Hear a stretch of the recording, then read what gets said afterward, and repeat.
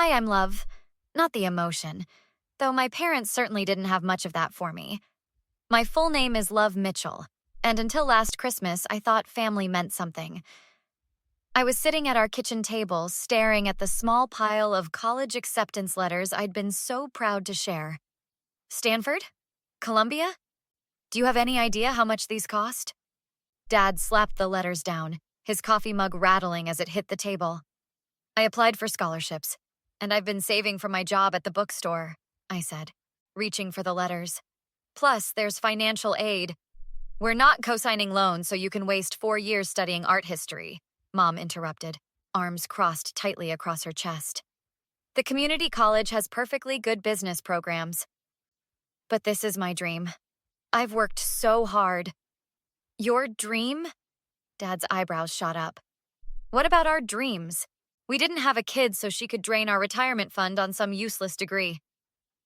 Marcus, my best friend since 3rd grade, leaned against the counter where he'd been helping me arrange Christmas cookies. Mr. Mitchell, Love graduated valedictorian. These schools are offering partial scholarships. Stay out of family business, Marcus, Mom snapped. Love knows we've always been clear about expectations. Practical degree, local school, living at home. I felt my chest tighten. You never said that. You always told me to work hard, get good grades, and I could go anywhere. We meant anywhere sensible, Dad said. Not some fancy art program across the country. It's art history, and it's a full academic program, I said, my voice quivering. Dr. Winters said I have real potential as a curator. Marcus stepped closer.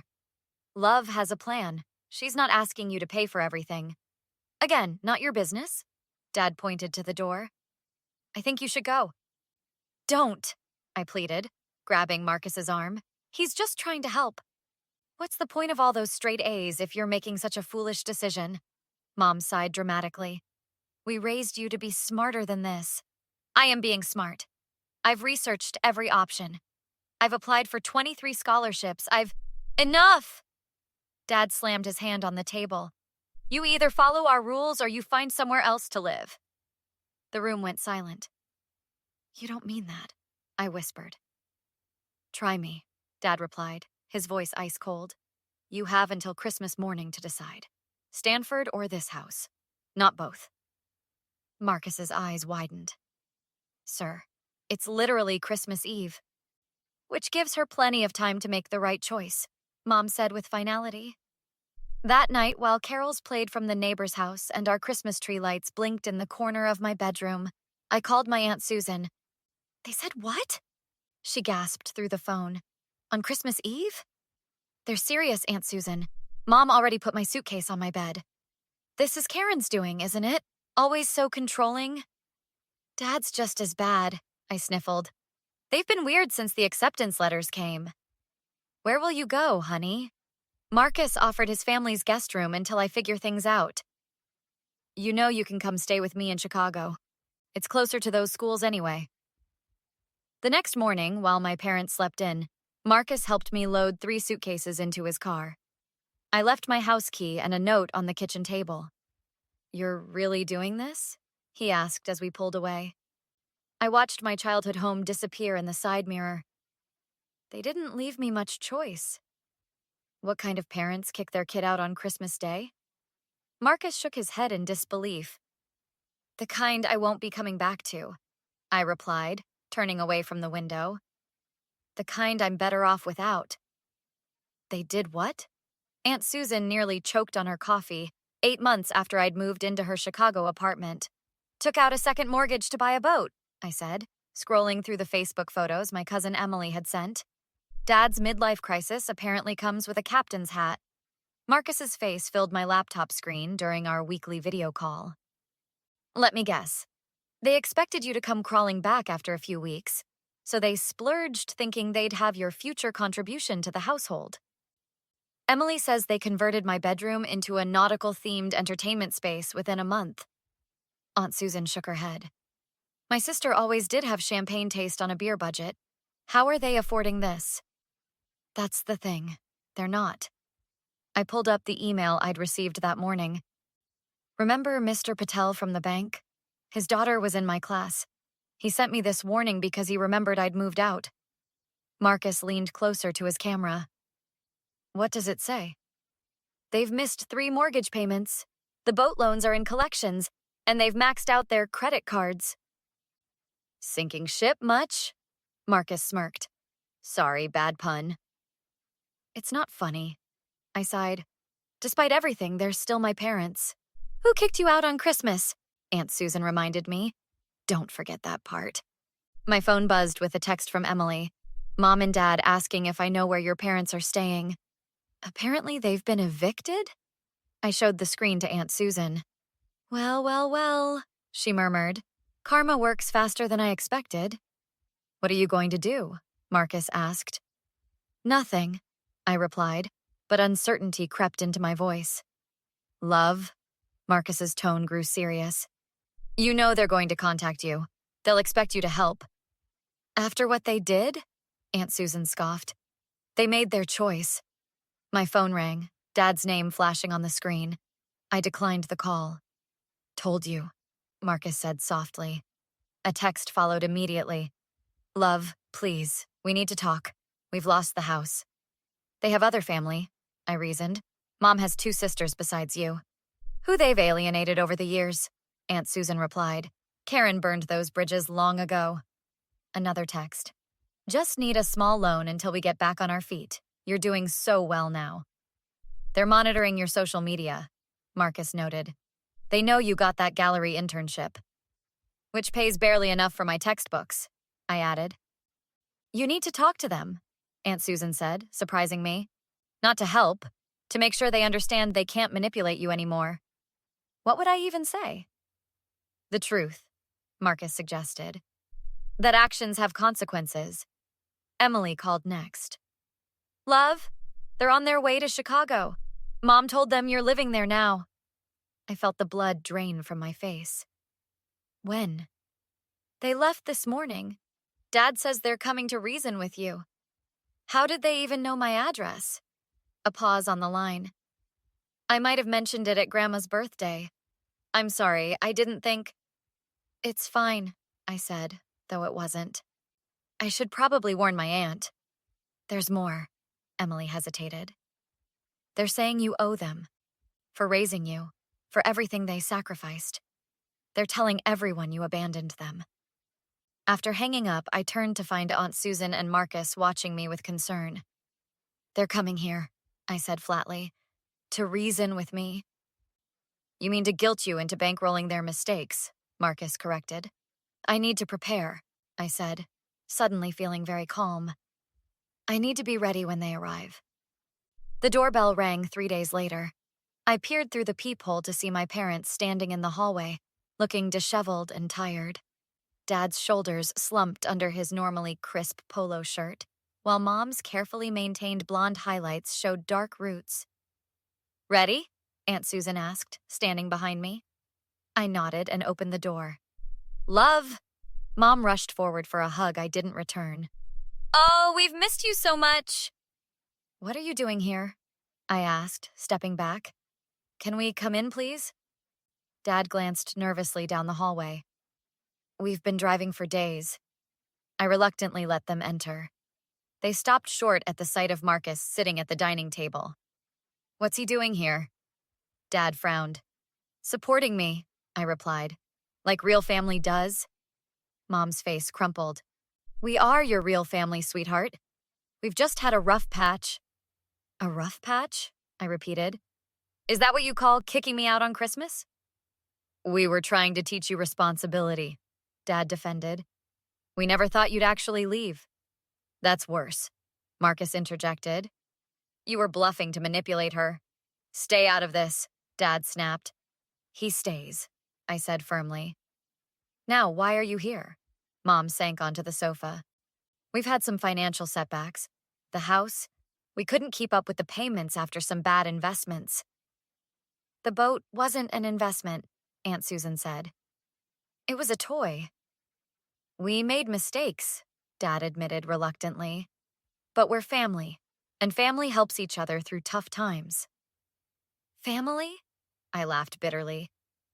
Was I family when you put my suitcase on my bed? when you gave me an ultimatum on Christmas Eve? We were trying to guide you, Mom insisted. We only wanted what was best. No, you wanted what was easiest for you, I corrected. You wanted me under your control. That's not fair, Dad protested. What's not fair is expecting your daughter to sacrifice her future for your comfort, Marcus said. All we need is a small loan, Dad continued, ignoring him. Just until we get back on our feet. $10,000 should cover the first month's rent and security deposit on an apartment. My jaw dropped. $10,000? I'm a college student with an internship. But you're doing so well. Mom gestured around the apartment. This place is gorgeous. It's my apartment, Aunt Susan clarified. Love pays reduced rent for helping with my business. We're your parents, Dad's voice hardened. After everything we've done for you. Like what? I interrupted. Like telling me my dreams were worthless? Like threatening homelessness if I didn't obey? We fed and clothed you for 18 years? Mom cried. That was your legal obligation, I replied coldly. Not something I need to repay. Dad stood suddenly, his face reddening. This is ridiculous. We didn't raise you to be so heartless. You raised me to be independent, remember? To make sensible choices? Well, lending money I don't have to people who kicked me out isn't sensible. You ungrateful little... Dad stepped toward me, fists clenched. Marcus rose quickly. Don't finish that sentence. Or what? Dad challenged, moving closer. Or I call the police, Aunt Susan said, phone already in hand. Threatening behavior is still assault in Illinois. We're not leaving without something, Dad insisted. We have nowhere to go. That sounds like a problem you created, I said, moving toward the door. And one you'll have to solve without me. Love, please, Mom begged, tears streaming down her face. We're sorry for what happened. We were wrong. We've learned our lesson. For a moment, I almost wavered. Then I remembered Christmas morning, packing my things while they slept, the crushing weight of rejection from the people who should have loved me most. Apology not accepted, I said, opening the door. Now please leave before Aunt Susan makes that call. This isn't over, Dad growled as Mom pulled him toward the door. Family doesn't abandon family. You're right, I agreed. Remember that next Christmas? They've been camped in their car outside your building for 2 days, Emily reported over the phone. Mom's getting worried about them. They're adults making adult choices, I replied, watching from my window as Dad returned to their sedan with coffee cups. They've refused the shelter information I gave them twice now. Marcus set a stack of papers on the table. The restraining order is ready to file. They've made contact attempts 17 times in 48 hours. I never thought it would come to this, I sighed. You gave them options, Aunt Susan reminded me. The community assistance program, the job leads, the affordable housing list. They don't want help, Marcus added. They want a bailout. My phone buzzed with yet another text from Mom. We're not leaving until you help us. We're your parents. You owe us. That's it, I decided, grabbing my coat. I'm going down there one last time. Not alone, Marcus insisted, following me. Outside, Dad perked up when he saw me approaching. Finally ready to be reasonable? I've been reasonable, I replied. You're the one sleeping in a car when you have options. Shelters and minimum wage jobs? Mom scoffed. We're not that desperate. Then you're not desperate enough for my help, I said simply. Look, Dad lowered his voice. We made a mistake at Christmas. We admit it. We're sorry. What more do you want? I want you to take responsibility for your choices instead of expecting me to fix them. We are your responsibility, Mom cried. Children are supposed to care for their parents. A small crowd of neighbors had gathered, watching the scene unfold. Not parents who abandon their child, Marcus pointed out. It wasn't abandonment, Dad argued. It was tough love. Is that what you tell yourselves? I asked. Is that how you sleep at night? We did everything for you, Mom shouted. Except support me when it actually mattered, I replied calmly. I have something for you. I handed them an envelope. What's this? Dad asked suspiciously. Money? A restraining order application, I clarified. Filed this morning. You're legally required to stay at least 500 feet away from me, my residence, and my workplace. Mom's face crumpled. You wouldn't. I already have, I said. And I've documented all your harassment over the past 2 days as evidence. This is how you treat family? Dad demanded. This is how I protect myself from toxic people, I corrected. Family or not, you'll regret this, he threatened. When we're gone, you'll wish you'd helped us. Maybe, I admitted. But I'd regret enabling you more. I turned to leave, then paused. Oh, and Emily says her spare room is available if you want it. The offer expires tonight. Your cousin? Mom looked confused. But she barely has space for herself. Yet she offered anyway, I pointed out. That's what family does. Offers what they actually have, not what others demand. 6 months later, I sat in a cafe with Marcus and Aunt Susan, celebrating the end of my sophomore year. Heard from your parents lately? Marcus asked cautiously. Emily says they're doing better, I replied. Dad's working at her husband's construction company. Mom's taking bookkeeping classes. Will you talk to them? Aunt Susan wondered. I stirred my coffee thoughtfully. Maybe someday, when they understand that a relationship with me isn't transactional. I'm proud of you, Marcus said softly. It takes courage to set boundaries. It takes courage to enforce them, I corrected. The hardest part wasn't saying no. It was sticking to it when they begged. My phone buzzed with a text from Emily. Parents asked if you'd be open to a letter from them. No pressure, no demands. Just an apology. Thoughts? I showed Marcus and Aunt Susan. What will you say? Aunt Susan asked. That they can write, but I may not respond, I decided. That healing happens on my timeline, not theirs. And if they ask for money again? Marcus raised an eyebrow. Then I'll know nothing's changed, I said with a shrug. But at least I'll know. Do you think people can truly change? Aunt Susan wondered. I know I have, I replied, looking out the window at the Chicago skyline. I've learned that sometimes the greatest act of love is walking away. Have you ever had to set difficult boundaries with family? What would you have done in love's situation? Let me know your thoughts in the comments below, and don't forget to subscribe for more stories about finding strength in difficult circumstances.